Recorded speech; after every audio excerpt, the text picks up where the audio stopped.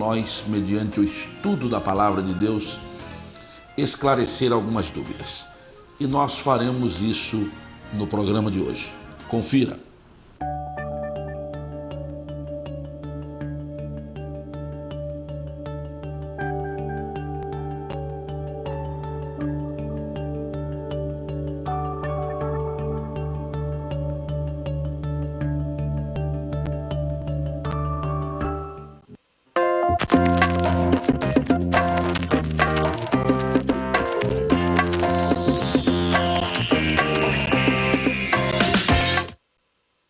Muito bem, nós vamos à primeira pergunta de hoje. Foi um e-mail que nos enviou o irmão Reinaldo. Ele congrega em uma igreja, eu não vou aqui citar o nome, e tem lá na sua igreja uma irmã, pelo que eu entendo aqui, uma jovem, que até é envolvida com a igreja, com o trabalho da igreja, e ela está namorando um rapaz que não é cristão, que não é crente. E ele pergunta: o que se deve fazer neste caso? Está esta irmã em pecado?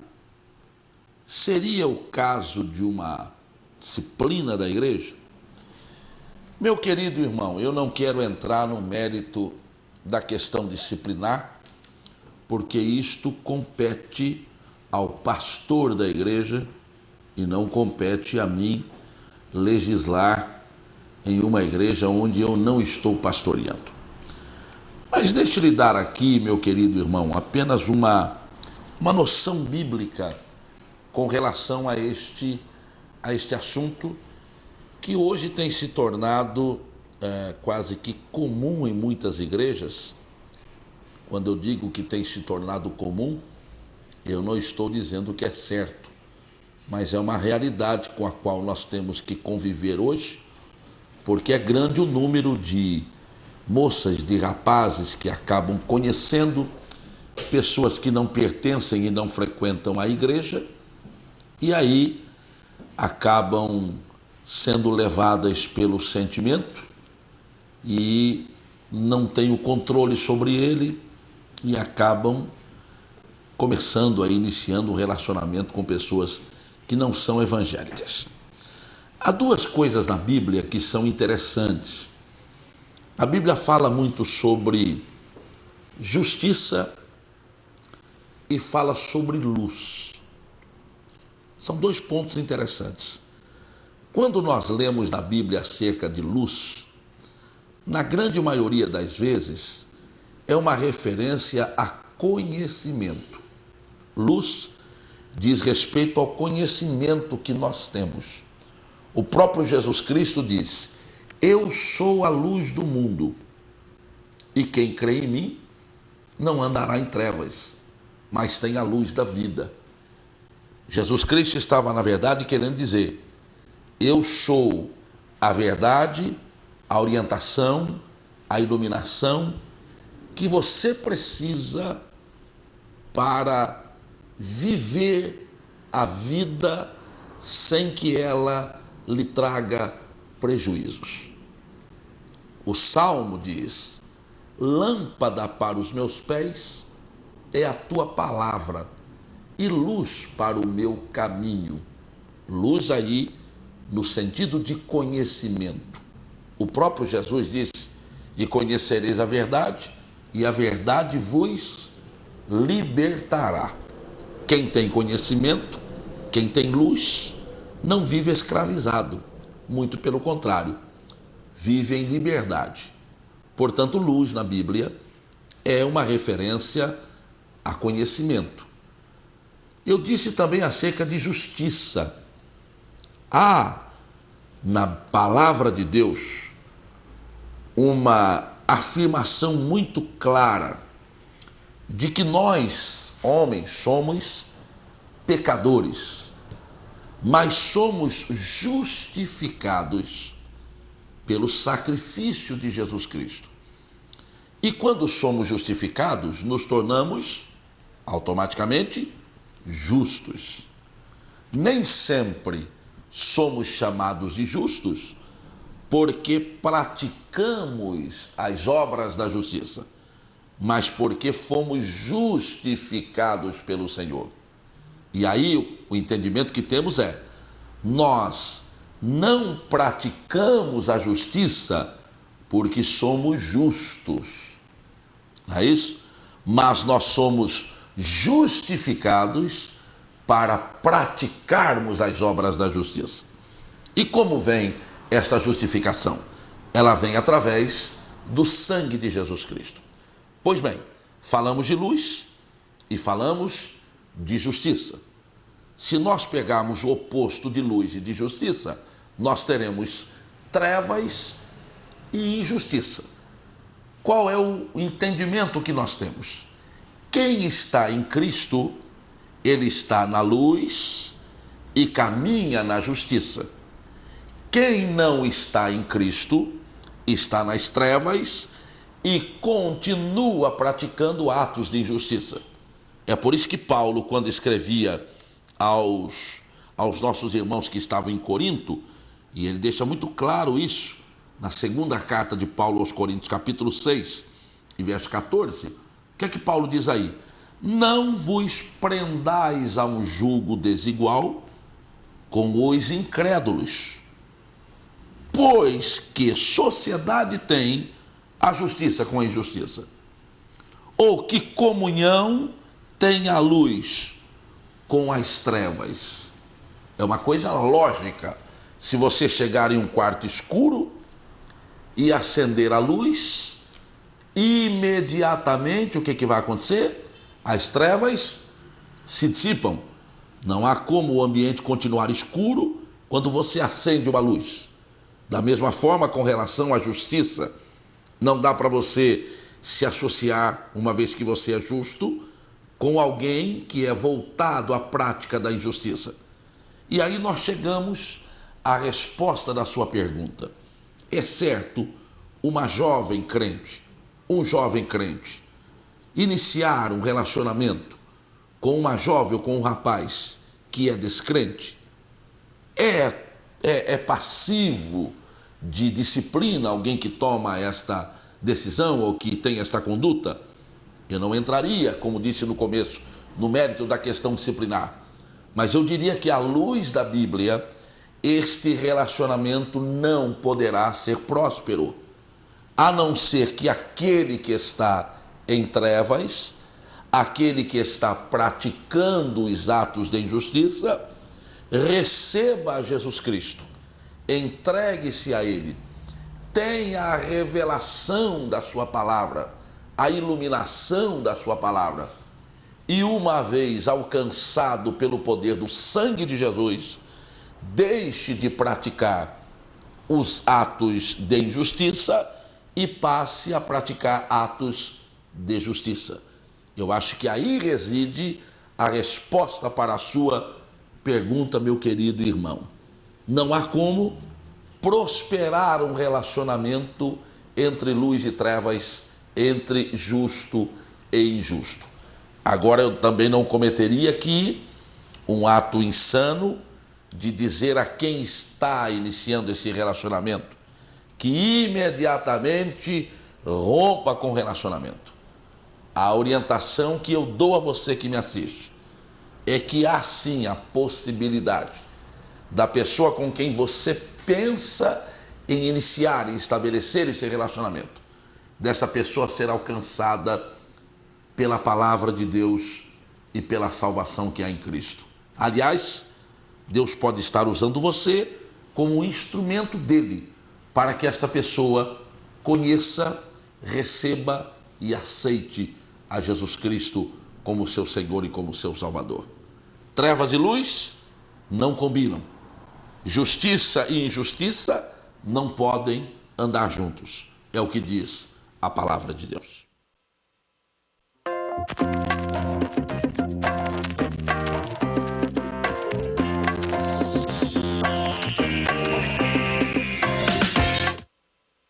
Muito bem, eu gostaria de trazer aqui uma segunda dúvida que nos foi enviada. Quem nos manda é a irmã Suelen, e ela pergunta aqui acerca do livro do Apocalipse. Nós estamos estudando agora em nossa escola dominical acerca das cartas que Deus revelou a João, o apóstolo João, que foram enviadas às igrejas que estavam na Ásia Menor, cartas essas que estão registradas no livro do Apocalipse. E ela pergunta aqui sobre a dificuldade, ou ela expõe aqui a dificuldade que ela tem de compreender o livro do Apocalipse. Ela diz aqui que ela gosta muito de ler a Bíblia, ela entende bem a palavra de Deus quando lê outros livros, os evangelhos, ou mesmo os livros do Antigo Testamento, mas quando se trata do Apocalipse, ela tem uma certa dificuldade de compreensão. Minha querida Suelen, deixe-me dizer aqui que este privilégio não é só seu. É, na verdade, de difícil compreensão e interpretação o livro do Apocalipse. E eu vou lhe dar duas razões para isso. Primeiro, o livro do Apocalipse é um livro profético.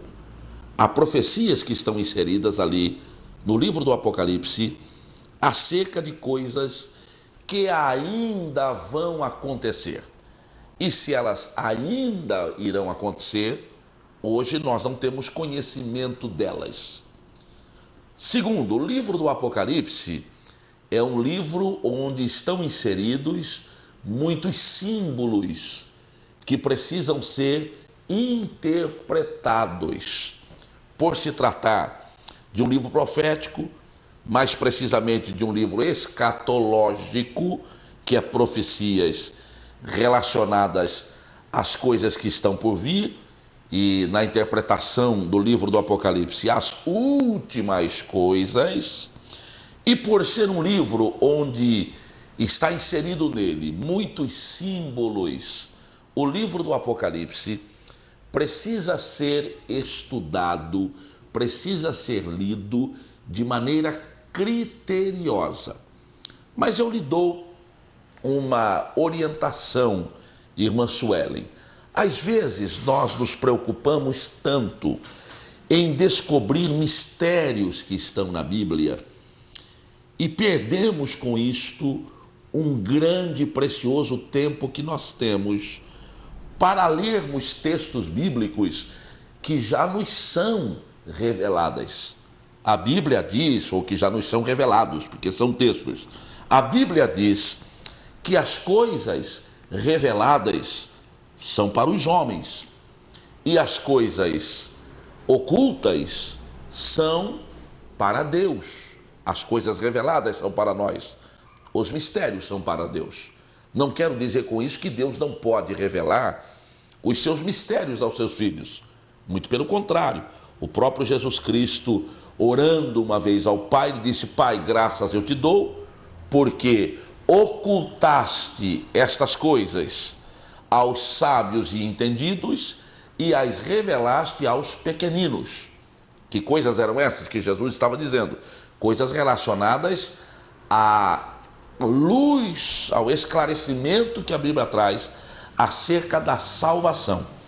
E esta revelação nós já temos, nós já sabemos, entendemos como podemos alcançar a salvação através do nosso reconhecimento do senhorio de Cristo.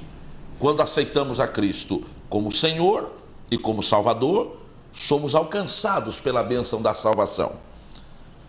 E às vezes nós não damos tanto valor a isso e queremos nos aprofundar em mistérios. Não estou querendo dizer com isto, em hipótese alguma, que o livro do Apocalipse deve ser ignorado. Muito pelo contrário, ele precisa ser lido, porque há inclusive nele, e eu me refiro agora às cartas às igrejas da Ásia, que são interessantes e que mostram ali atitudes que nós devemos ter como igreja de Cristo para agradarmos ao Senhor, e atitudes que nós não devemos ter porque desagradam a Deus e podem comprometer até a nossa salvação. Capítulo 21 e 22 do livro do Apocalipse fala sobre o novo céu e a nova terra onde nós habitaremos. E quem é que não quer ter alguma informação do lugar para onde vai? Então esses capítulos são importantes. Mas aquelas partes onde envolve muita simbologia, irmã Suelen, a não ser que tenhamos uma revelação de Deus, e não dá para trazer esclarecimento sobre isto aqui em 2 ou 3 ou 5 minutos do nosso programa. Nós precisaríamos de muito tempo para tratarmos desses assuntos e para trazermos esclarecimentos sobre esses símbolos. Agora, um conselho meu: procure extrair do livro do Apocalipse aquilo que é da sua compreensão. Eu tenho certeza que isto vai abençoar a sua vida. E aquilo que não é da sua compreensão, procure uma revelação de Deus. Ou então, livros que nós temos hoje. Nós temos muita literatura acerca do livro do Apocalipse que pode lhe ajudar.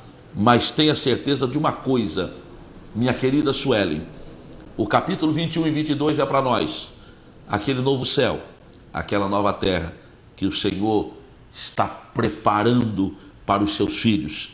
Eu tenho certeza que nós, como salvos em Cristo, teremos um lugar naquela terra. Deus te abençoe.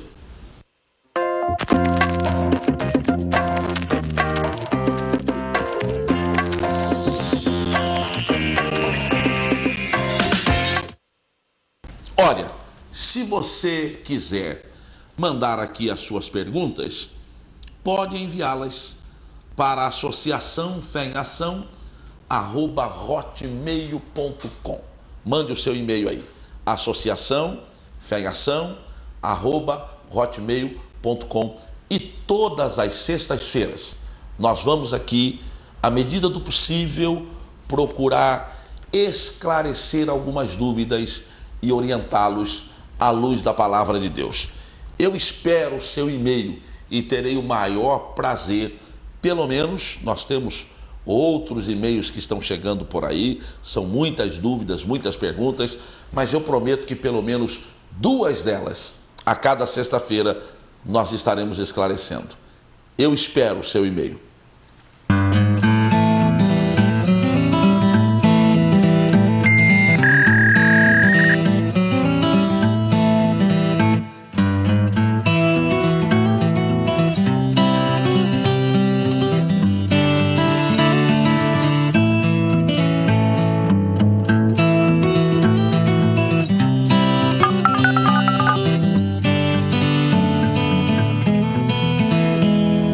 Gostaria de aproveitar o nosso programa de hoje para fazer às pessoas que nos assistem um convite. Todas as terças-feiras, às 7h30 da noite, nós temos uma reunião muito especial lá em Vila Guarani, na Zona Leste de São Paulo, ali na Rua Coronel Rodrigues 441. É um culto especial onde eu ministro a palavra de Deus.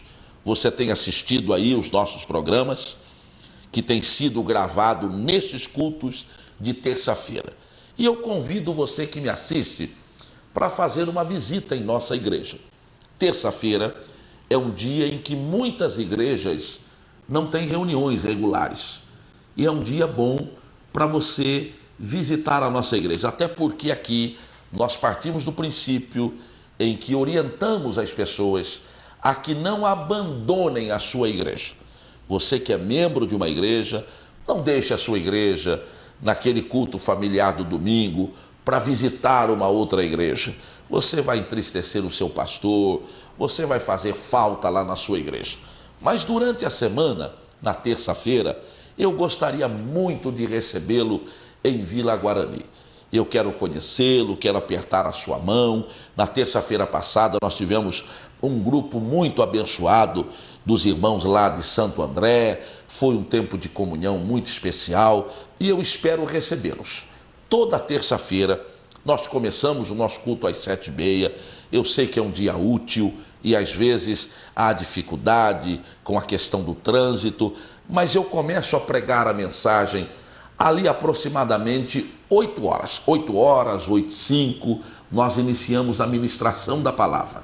E eu gostaria de recebê-lo lá para que você compartilhe conosco de uma reunião muito especial, receba uma palavra de estímulo, uma palavra de ânimo, uma palavra que vai mover o coração de Deus a favor das suas necessidades. Eu espero você terça-feira às 7h30 da noite e domingo às 6 da tarde. Domingo às 6 da tarde iniciamos o nosso culto. É um culto com duração de 2 horas. Não terminamos depois das 8 horas, no máximo 8h05. Semana passada nós terminamos o culto exatamente às 8 horas e 2 minutos, para sermos mais precisos. Temos um culto de 2 horas, com a ministração do louvor, um louvor muito abençoado, os nossos departamentos que estão em atividade, e temos a ministração da palavra de Deus também aos domingos.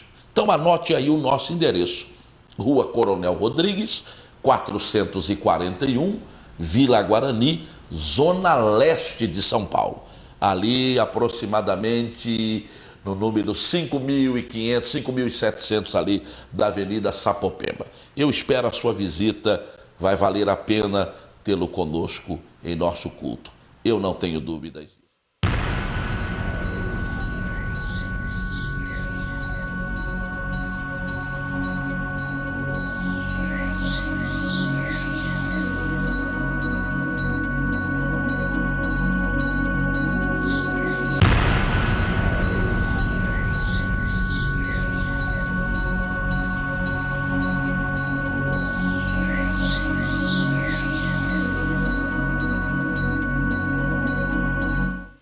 Quero aproveitar também no programa de hoje para expressar às pessoas que nos acompanham aqui a necessidade que nós temos de irmãos, de amigos que nos ajudem nesse projeto. Eu tenho sido incansável em dizer aqui que o nosso programa não é mantido por nenhuma empresa, por nenhuma instituição, não recebe nenhuma ajuda do governo, não tem nenhuma igreja que sustente o programa. Eu sou pastor de uma igreja, mas esta igreja não tem o compromisso de sustentar esse programa, se bem que temos lá irmãos que nos ajudam, sem sombra de dúvidas. Eu quero já agradecê-los pela colaboração que esses irmãos têm dado ao programa Fé em Ação. Mas nós não temos aqui alguém que banque nosso programa. A ajuda que nós recebemos é segundo a voluntariedade das pessoas que nos assistem, aquelas pessoas que enviam a sua oferta, uma pequena oferta, mas que juntada a outras que chegam, nos ajudam na manutenção desta obra. Eu apelo para a sua sensibilidade nesta noite e peço a você que nos ajude. Eu preciso da sua contribuição, eu preciso da sua colaboração para manter este programa. Eu já disse aqui em programas passados, para que ninguém ache que estamos usando este programa para benefício próprio ou para arrecadarmos dinheiro. Eu disse aqui que dos pedidos que nós fazemos, o retorno que temos, quando muito, atinge 25% do que nós investimos nesse programa por mês. Portanto, vejam vocês que a contribuição é pequena diante daquilo que precisamos. Eu, portanto, apelo para a sua sensibilidade, para o seu coração bondoso, a fim de que você ajude o programa Fé em Ação. Nós temos aí o número da nossa conta, a agência bancária, é Banco Bradesco, tem aí em todas as cidades do estado e quase em todas as cidades do Brasil. Em São Paulo, especialmente, nós temos aqui em todos os bairros uma agência do Banco Bradesco, é a agência 6250, a conta é 71.000-8, 71000-8, Associação Fé em Ação. Eu estou orando pelas pessoas que têm contribuído, eu estou orando pelas pessoas que têm enviado a sua oferta e eu espero a sua colaboração, a sua contribuição. E eu vou orar agora pelas pessoas que estão nos assistindo. Pai querido, no precioso nome de Jesus Cristo, eu ministro a tua bênção em favor daqueles que me assistem nesta hora, aqueles que estão ligados aqui no programa Fé em Ação, que a tua boa mão os alcance, que a tua bondade e misericórdia os acompanhe de maneira especial. Se há alguém enfermo neste momento, que seja tocado pelas tuas mãos poderosas e receba a cura da sua enfermidade. Se alguém está com problemas, permita, ó Deus, que o advogado maior, Jesus Cristo, possa tomar estas causas e advogá-las em favor daqueles que precisam de uma solução para o seu problema. Abre portas de emprego, abençoa as famílias, abençoa as pessoas que estão orando comigo neste momento. Eu ministro sobre elas a tua bênção no precioso nome de Jesus. Amém. Muito obrigado pela sua audiência. Deus te abençoe. Um final de semana abençoado para você. Que o culto que você vai prestar a Deus neste final de semana possa ser também especial. E na segunda nós estamos de volta com mais um programa Fé em Ação, abençoando São Paulo, abençoando a sua vida. Deus te abençoe.